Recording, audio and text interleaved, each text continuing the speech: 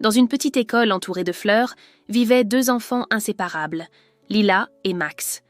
Lila était douce, souriante, et elle dessinait toujours des merveilles. Son secret ?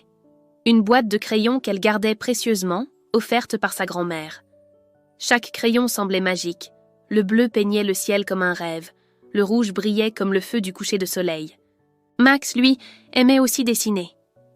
Mais ses crayons étaient vieux, cassés, et les couleurs s'effacèrent vite.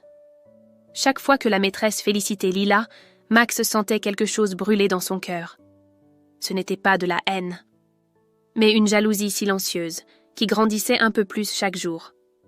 Un après-midi, alors que Lila rangeait ses affaires, Max aperçut sa boîte restée sur la table. Il hésita.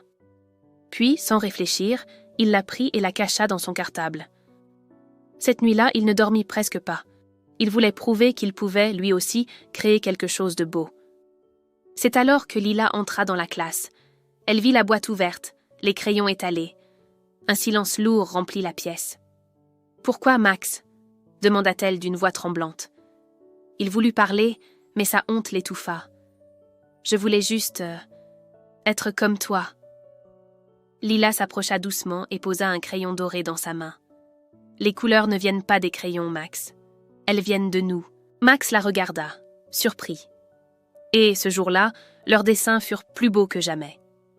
Le rouge de Lila et le bleu de Max se mêlèrent pour créer un violet éclatant, symbole d'une nouvelle amitié, plus forte, plus sincère.